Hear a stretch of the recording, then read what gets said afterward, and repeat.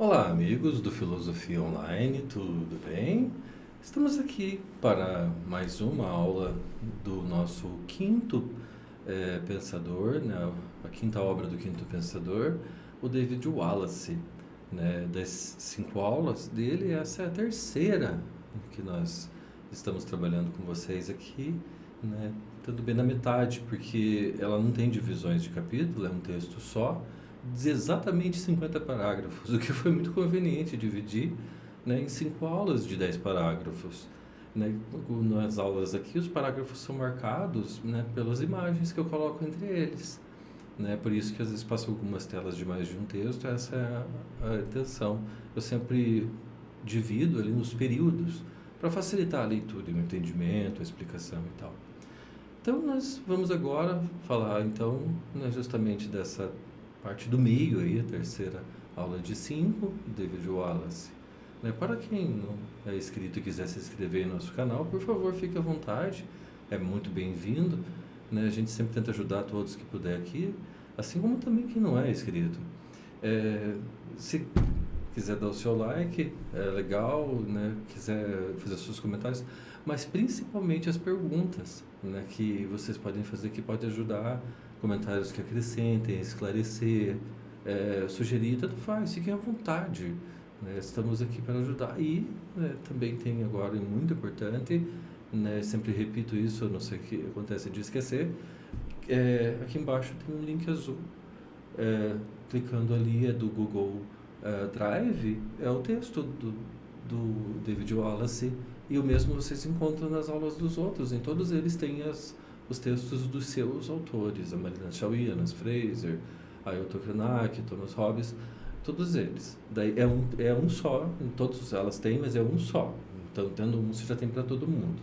Então, não precisa pegar um por aula, né? Vai ser repetido, é o mesmo que está lá, até o link é igualzinho, tá bom? Então, gente, eu sou o professor Johnny Tokarski e estamos começando, então, a nossa aula aí, a nossa videoaula do dia. Então, vamos lá, amigos. Aqui vocês já conhecem o David Wallace, nosso pensador aí, nosso mais jovem dos 5 aí, do vestibular da UFPR. Ele é um pensador contemporâneo do século XX, e o que ele está pensando, entre tantas coisas que marcaram esse século passado e até o início do século que estamos agora, 21, ele está pensando nesse momento, nesse texto, justamente nos maus tratos aos animais, né? Vendo os animais como outros seres da Terra, como mais animais, o ser humano também como mais um animal. Né? A gente é só mais um, ninguém é mais, ninguém é menos. A diferença entre um pássaro e um peixe seria a mesma da gente nessa situação, tipo da gente e o pássaro, então, ou da gente e o peixe. Somos mais um, né? Assim como temos algumas capacidades, mas não temos a capacidade de fazer teias da areia, ou de voar. Então, somos mais um ser no mundo. E dentro disso, então, ele está analisando justamente isso. Essa foto é pesadíssima, essa foto de terror, né, que a lagosta sendo colocada viva na panela, tentando ali se proteger com as garras dela. Ela está tentando se segurar na panela, ela até faz isso. Né? Tanto que eles amarram as garras dela para evitar que ela faça com tanta força, porque ela segura o máximo que pode. Quando amarra, às vezes chega a arrebentar as amarras, mas acaba sendo mais fácil de empurrar e socar ela à força dentro da água fervendo, fazem isso. Né? O texto foi tirado dessa revista, desse periódico aí, de 2012, foi de setembro de 2012, a edição 72. Daí, lá no edital, né, eu tenho o texto lá, que até foi de lá que eu peguei, né, da própria UFPR, o texto. Né, eles disponibilizam, esse que é da revista. Né, e tem um errinho lá, que é Wallace, David Wallace, não poderia, né? Dois sobrenomes idênticos. Na verdade, é David Foster Wallace, tanto quando você entra no link lá, é nesse aqui que você entra, dessa revista. E daí está escrito David Foster Wallace. Né? Mas aconteceu, lá tem um erro de edital, vejam bem, se eles também erram, lógico, você não quer errar, mas não se culpe, porque o erro é humano. Aquela é a prova de que o erro é humano. né? Está mostrando ali, você que já sabia disso. Ninguém quer que você seja perfeito, né? Apenas o melhor que puder, né? Quando puder. Isso não é uma garantia de futuro. O texto está ali na capa como Coitada da Lagosta, embaixo está David Foster Wallace na capa já. Mas Pense na Lagosta, uma incursão no mundo de exageros, mau gosto, prazeres e crueldade. O David Wallace, ele é americano, estadunidense, aí tanto faz, temos 2 americanos esse ano, a Nancy Fraser e o David Wallace, e 2 brasileiros, né? A Marilena Chauí e o Ailton Krenak. E o Thomas Hobbes, que é do século XVII, é o único que é moderno, então é do passado, que antes da filosofia e da idade contemporânea, século XVII, que é inglês, ele. Né? Então o David Wallace, nascido em 1962 e falecido em 2008, né, aos 46 anos. Aqui está nosso clima, porque às vezes parece que há uma ironia no jeito do David falar, mas por hora por vezes você está pensando nela e vê que na verdade não tem, porque na verdade ela é mais pesada, então não é irônico. E ele faz mesmo comparações pesadas, muitas vezes, como comparar situações de morte com seres humanos, por exemplo. Só que é um texto obscuro, né? Por isso esse cenário trevoso aqui, né? Há uma beleza certa dele, claro, mas não é essa a intenção, né? É realmente isso. Então, do David Wallace, Pense na Lagosta, para o vestibular, né, da UFPR, o processo seletivo da Universidade Federal do Paraná, que é realizado agora nesse ano, para o ano justamente que vem, por isso é chamado de 2025, né, que é o Pense na Lagosta. Aí está a lagosta. Então, estamos agora na terceira parte. Vamos lá então, amigos? Então, na terceira parte, está lá exatamente, né, no 21º parágrafo aqui, né? Então, aqui vai uma pergunta que se torna praticamente inevitável diante da maior panela para lagostas do mundo e pode vir à tona em cozinhas espalhadas por todos os Estados Unidos. É certo ferver viva ou uma criatura semisciente para o nosso mero prazer gustativo? Semisciente é uma criatura que tem consciência da vida, da dor, elas têm sentimento, chamam de instinto, mas é o que parece quando a gente vê os animais, os mamíferos são mais próximos da gente, mas os pássaros também fazem o que parece ser amor. Eles devem sentir. Semisciente é um ser que tem um centro nervoso que pensa, então ele tem noção do que está acontecendo, sabe? E mesmo que seja uma maneira muito rudimentar, muito simples em relação a nós humanos, até onde conhecemos maiores capacidades mentais da Terra, né? Não tenho certeza, mas somos bem dotados aí dessa inteligência, mas fazendo isso com esses bichos só pelo prazer do gosto de alguns, né, de uma outra espécie. É curioso como o homem se coloca acima de todas as outras espécies. Porque mesmo o felino lá, predador, a leoa, né, a onça, o leão, o tigre que mata o cervo, o javali, parece haver um respeito ali. Parece que não é por matança, não é por diversão e nem por ganância ou lucro. Será que esse sistema que vivemos é saudável? Né? Ou nos está nos deixando doente em muito mais sentidos do que a palavra doença realmente quer dizer? Um conjunto de preocupações relacionadas seria a pergunta anterior: uma manifestação enfadonha de sentimentalismo ou raciocínio politicamente correto? Olha, eu vou dizer uma coisa para vocês aqui que está na goela há muito tempo e já falei antes até, acho que eu sempre falo. Aula de filosofia, falar de filosofia, pensar por si próprio, sociologia, temas sociais, isso é sociológico, sendo curto e grosso mesmo, é mimimi. Isso aqui é mimimi. Se você não curte o tal do mimimi, então você não vai curtir. Só que, na boa, graças a Deus existe o mimimi. Porque é graças ao mimimi que, por vezes, o mundo mudou. Mas às vezes precisou muito mais do que apenas o mimimi, mas sempre começou assim. Que o mimimi nunca pare. No jeito, de uma maneira de falar, que Deus abençoe o mimimi. Porque é graças a eles que temos consciência e nós mantemos vivo nossos pensamentos. E ajudamos talvez esse mundo a tentar melhorar um pouco. Ou muito, ou quem sabe até salvá-lo. Sinceramente, eu acho que a situação está bem complicada. Mas eu tenho esperança. Nesse contexto, qual seria o sentido de certo? O que é certo? Se alimentar e ter o prazer de comer o que você queria à custa da vida do bicho? Ou parar de comer o bicho? Seria isso tudo apenas uma questão de escolha pessoal? Olha, tem-se o trabalho de construir uma panela gigante e colocar isso na propaganda. A maior panela do mundo. Onde são despejados ali as caixas de isopor cheias de lagosta. Algumas que até amostra e elas não gostam porque elas não gostam da luz. Elas são bichos do fundo, né? Às vezes estão a dezenas de metros de profundidade. Elas que gostam do frio, até quando está acima de 10 graus, elas se enterram. Né? Eles são bichos do frio.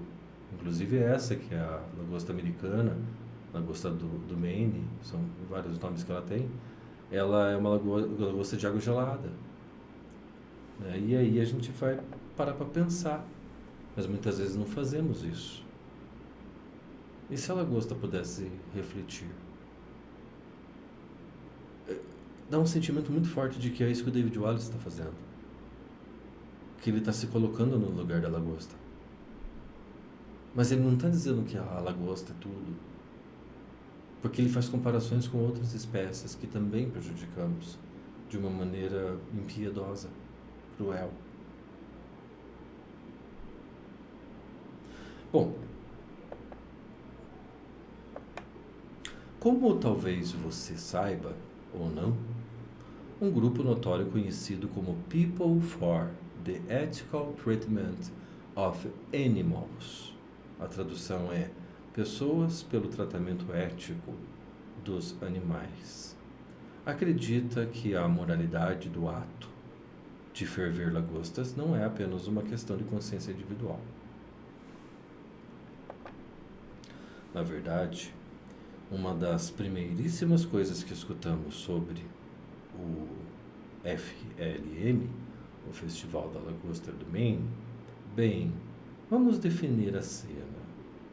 Estamos vindo de táxi do quase indescritivelmente estranho e rústico aeroporto do condado de Knox, na madrugada anterior à abertura do festival, dividindo o táxi com um consultor político endinheirado que passa metade do ano morando na ilha Vinalhaven, que fica na Bahia. Seu destino é a balsa de Rockland. Ao falar dessa descrição, em mais de um momento no texto aqui, agora entra essa questão dessa ONG, né, que é People for the Ethical Treatment of Animals, onde a sigla é essa aqui, ó, PETA. Né, essa é a sigla, né, justamente People for the Ethical Treatment of Animals. Né, pessoas para o tratamento ético dos animais. Né, as pessoas que estão lutando por direitos dos animais. Exatamente isso. Né, como eu falei, é mimimi. Né, Deus abençoe-os. Né, então, né, o que vocês pensarem, cada um tem o seu direito de pensar como queira. O consultor e o motorista estão respondendo as sondagens jornalísticas informais sobre a visão real dos moradores da região sobre o Festival da Lagosta do Maine. Se, por exemplo, considera o festival apenas um evento para atrair turistas e lucrar bastante, ou se é algo pelo qual os moradores do local esperam ansiosos, que genuinamente promove seu orgulho como cidadãos, etc. O motorista, que passou dos 70 anos e parece fazer parte de um pelotão inteiro de aposentados, contratado pela empresa de táxi para ajudar no burburinho do verão, usa um broche de lapela com a bandeira americana e dirige de um modo que pode somente ser descrito como muito cauteloso. Nos garante que os moradores apoiam e apreciam o Festival da Lagosta do Maine, embora faça vários anos que ele mesmo não comparece ao evento. E, parando para pensar, ninguém que ele ou a esposa conheça. Todavia, o consultor seminativo participou de alguns festivais recentes. Tive a impressão de que fez isso por ordem da esposa, dos quais guardou como impressão mais vívida o fato de ser necessário esperar na fila por um tempo interminável e lancinante até comprar as lagostas, e enquanto isso um monte de ex-malucos beleza zanza para cima e para baixo, distribuindo panfletos, dizendo que as lagostas morrem, sofrendo dores terríveis, e ninguém deveria comê-las. Então a gente vê pessoas que antes eram hippies, eram pessoas que, sei lá, viviam uma vida um pouco mais informal, um pouco fora do sistema, marginalizada por ser diferente, estão pensando nos animais como sendo uma vida dolorosa, impiedosa e nem um pouco empática com elas. É a ideia de que, será que elas poderiam estar felizes com isso? Ou será que de repente elas poderiam estar tristes? Ou de certa forma, sentir o que nos leva a chorar? Como aqui no desenho, ela está chorando. Até onde eu sei, elas não fazem isso, ainda mais são animais aquáticos. Mas e se fosse a gente ali?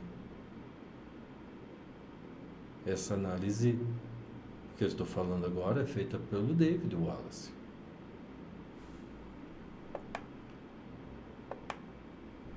E calhou que os pós-hippies das reminiscências do consultor eram ativistas do PETA, as pessoas pelo tratamento ético dos animais ali.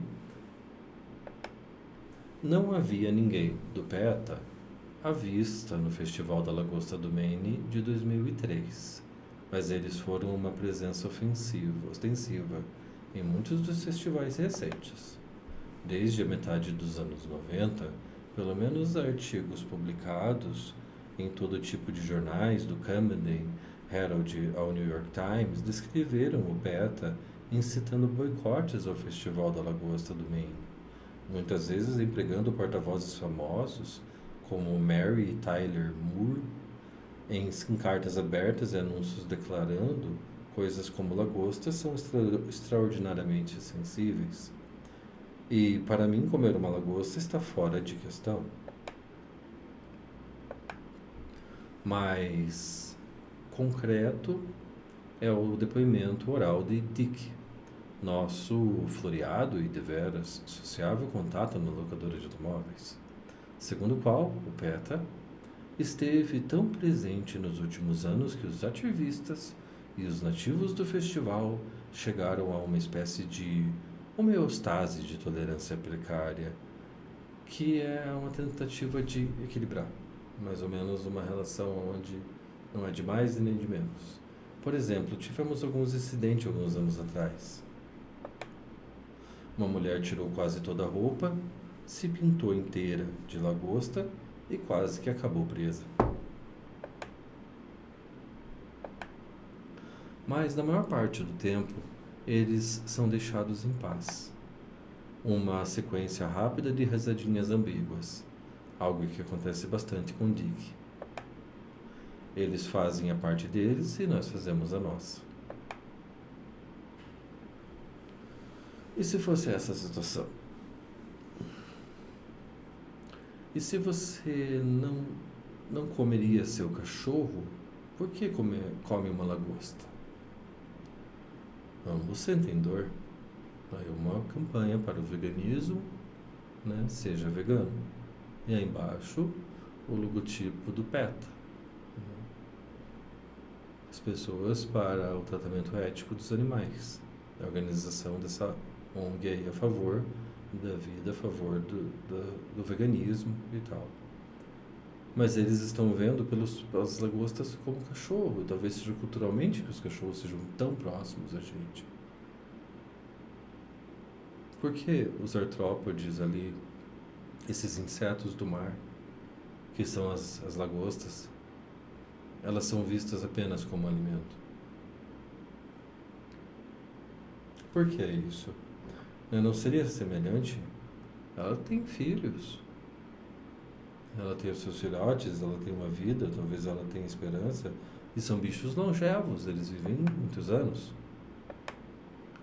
Essa interlocução inteira ocorre na Rota 1, em 30 de julho, durante um trajeto de 6 quilômetros e 50 minutos do aeroporto até a locadora para assinar os documentos de aluguel do carro.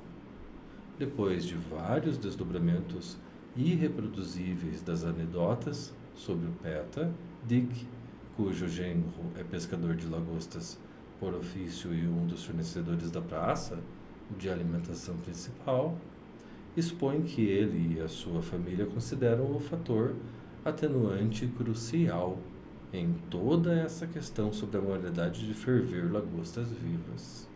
No cérebro das pessoas e dos animais existe uma parte que nos faz sentir dor, e o cérebro das lagostas não tem essa parte. Olha, eu não sei se tem essa parte ou não. O problema não é bem esse, o problema é como é que sabe. Porque não é o que parece. Elas reagem. A coisa está quente. A carapaça delas, que é dura, mas elas têm a capacidade de sentir através delas.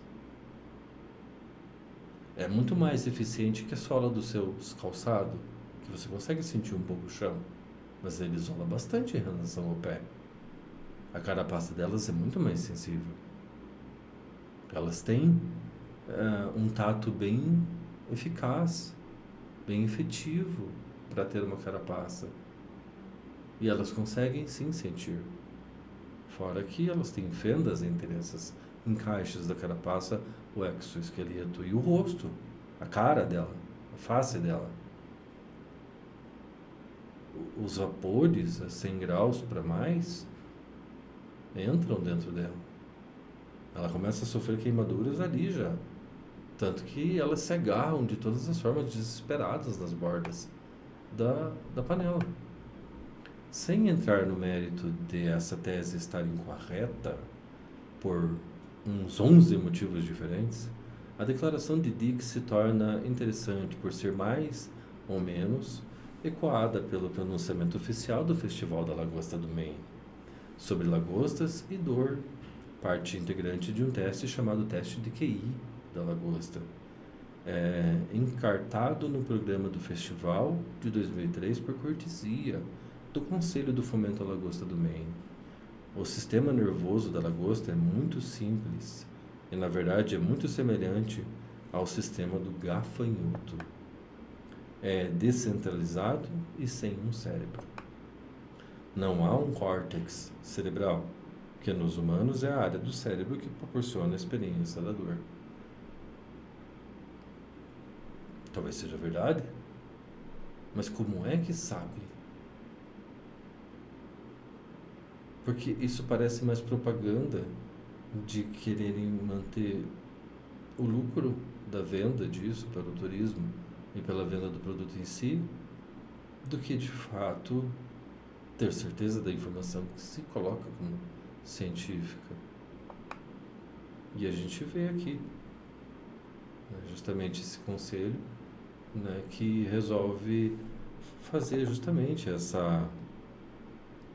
eh, esse fomento à Lagosta do Maine, o Conselho de Fomento à Lagosta do Maine, que promove, né, e publica as, as, a- as informações no site, as propagandas na cidade do Maine, até para fora do estado do Maine, até para fora do estado, né, para outros lugares. Afinal, o site é mundial, a gente consegue acessar daqui, como vimos na aula passada, como está no texto, tem até o endereço.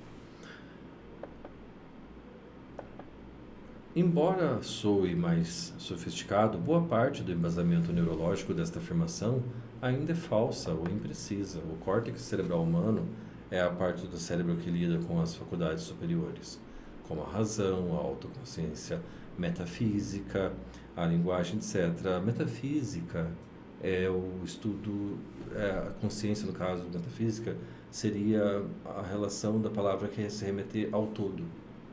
É isso que significa metafísica, é tudo. É pensar tudo como uma coisa só, como se fosse um único todo. Então, essa autoconsciência do todo, que vai além do que nossos sentidos mostram, né? E a linguagem, né, que nós, humanos, temos e utilizamos tão bem para nos relacionar.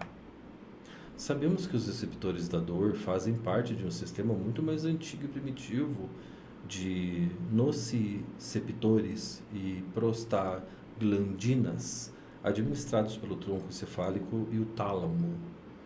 Então, nós temos vários receptores de dor no corpo. E eles são administrados por certos pequenos órgãos ali que fazem parte do sistema nervoso. E muitos dos animais também têm esses mesmos receptores semelhantes ou até mais sensíveis. Por exemplo, a experiência corriqueira de encostar a mão sem querer em um forno quente e retirá-la bruscamente. Você coloca a mão assim e rapidamente tira. Antes mesmo de notar que algo errado se explica pelo fato de muitos dos processos através dos quais detectamos e evitamos os estímulos dolorosos não envolvem o córtex. No caso da mão e do forno, o cérebro é totalmente contornado. Toda a ação neuroquímica importante acontece na espinha dorsal. Talvez não seja tão assim exclusivo dos humanos. Talvez seja uma desculpa para pegar e fazer o que quiser com eles.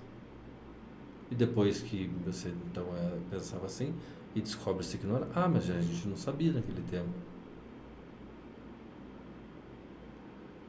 Será que isso não é uma forma de compensar a consciência para satisfazer o seu prazer gustativo?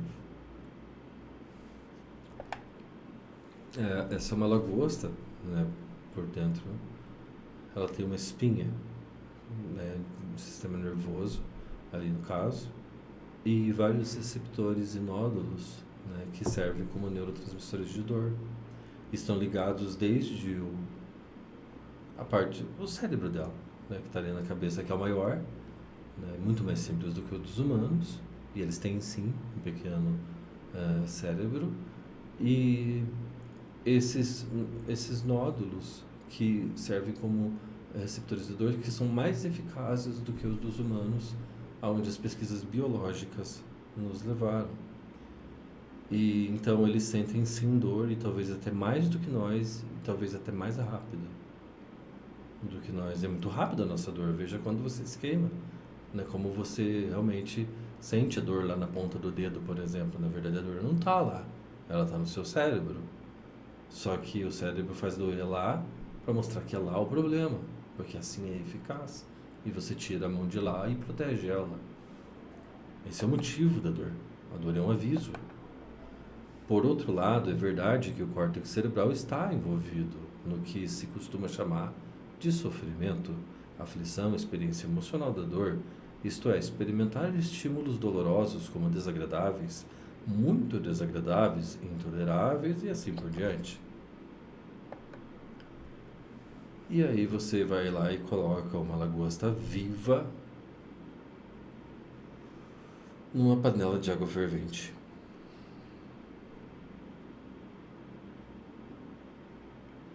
Ela morre ali dentro. Alguns cientistas dizem que elas levariam 35, 45 segundos para morrer. Se é menos que isso, ou se é muito mais que isso, eu acho que não faz a menor diferença. Porque parece muito cruel, muito insensível o que é feito com elas. E parece que ninguém dá a mínima. Naquele festival tão popular e tão cheio de gente, tão penoso tá ali, e custa um pouco caro, sei lá, e ficar naquelas filas imensas, sabe? Para isso, né? E vem todo mundo vendo isso na maior panela do mundo ali de galagostas. E o bichinho aí. Antes de avançarmos, vamos reconhecer que as questões sobre se como diferentes tipos de animais sentem dor e por que seria justificável lhes infligir dor para se alimentar deles lhe mostram extremamente complexas e difíceis. A neuroanatomia comparada é apenas parte do problema. Como a dor é uma experiência mental totalmente subjetiva, não temos acesso à dor de ninguém. Você tem acesso à dor do outro? Você pode imaginar, você pode supor, você pode comparar a sua, mas você não sabe o que o outro está sentindo, nem de bom nem de ruim, nem se te contar. Você não tem acesso, você não está lá dentro. Ou de alguma coisa, somente a nossa, só nossa experiência nós temos. E até mesmo os princípios pelos quais podemos inferir, nós podemos concluir, nós podemos a partir daí chegar à conclusão, né, que outros seres humanos experimentam a dor e têm um interesse legítimo em não sentir dor envolve filosofia pura, metafísica, pensando em todo o universo, na autopreservação do universo, na existência em si, a epistemologia, que é o conhecimento, justamente por falar desse conceito de epistemologia, pensando que nós conhecemos e não conhecemos, e nas informações que manipulamos ou que dizemos conhecer, acreditamos, e depois vamos ver, estava errada a informação, então a gente não conhecia. A teoria dos valores, o certo, o errado, o bem e o mal, a ética. Ou seja, é sim uma questão muito filosófica. E por que quando a gente vê isso acontecendo com seres humanos, a gente consegue ter uma proximidade maior? Esse desenho medieval aqui, autêntico, ele é um desenho de uma coisa, de um fato que ocorria bastante na Idade Média. Na Idade Média é que você não tem como pensar, você não pensa na Igreja Católica como sendo a líder de toda a cristandade, que era o nome que era chamado Europa na época. Em todas as regiões que elas dominavam, isso acontecia em nome de Deus, com a bênção do bispo e do papa, em nome de Jesus. Cerrava uma pessoa ao meio. Digam-me, qual é a diferença de fazer isso para fazer isso com um boi, ou com o teu gato, ou teu cachorro, ou a lagosta? Por que parecemos ser um pouco mais empáticos com os humanos? Porque também somos um? Isso não coloca numa posição especiocêntrica? Acabei de inventar essa palavra. Como se a nossa espécie fosse o centro de tudo, ou antropocentrismo. Colocar a gente numa posição antropocêntrica, exatamente como fala o Milton Krenak, de colocar o homem acima de todos os outros seres. A gente vê uma relação muito próxima entre esses dois nesse momento, tanto para o texto em si, a primeira fase, e até para a segunda fase, uma possibilidade de relação para alguma questão. O fato de nem mesmo os mamíferos não humanos mais evoluídos serem capazes de usar linguagem para se comunicar conosco a respeito de sua experiência mental subjetiva é apenas a primeira camada de complicação adicional de tentar entender estender aos animais os nossos raciocínios a respeito da dor e da moralidade. E tudo fica cada vez mais abstrato e intrincado à medida que nos afastamos mais e mais dos mamíferos superiores e passamos aos bovinos e aos suínos, aos cães e aos gatos, e aos roedores e então aos pássaros, aos peixes e, por fim, aos invertebrados como lagostas. O polvo, ele não tem esqueleto, a lagosta tem um exoesqueleto por dentro do invertebrado. E o que ela diria se pudesse? Quais são as palavras que ela diria para falar por ela mesma? Porque essa é a sensação que não é uma vez ou duas, parece que muitas vezes ocorre na leitura do texto, parece que muitas vezes o David ele está se colocando no lugar da lagosta. E ele, como sendo um escritor tão renomado e tão bom que ele era, parece que ele está fazendo isso de uma forma muito boa. Esse texto, esse pequeno texto de apenas 50 parágrafos, parece nos dizer isso. E isso que ocorre no texto, então, de David Wallace. Pense na lagosta. Uma incursão no mundo de exageros, mau gosto, prazeres e crueldade. Assim diz, então, o nosso autor aqui tão especial, tão incrível, né, tão legal, que é o David Foster Wallace. E nunca se esqueçam, amigos, se filosofia não é doutrinação, nem desculpa para cometer atrocidade, nem para levar alguém para um tipo de ideologia ou retirar de uma para outra, ou classificar o que é o que não é. Se é filosofia, é dúvida. Amigos, eu espero tê-los ajudado e que isso possa contribuir para vocês aí, para sua esclarecimento, né? Mas nunca se esqueçam que o mais importante é a leitura do texto. Está aqui embaixo para vocês pegarem. Então, por hora, amigos, é isso que eu tinha para vocês e até a nossa próxima parte, a quarta parte, a penúltima, do texto do David Wallace. Até mais por hora, então. E tchau para todos. Fiquem bem. Tchau, gente.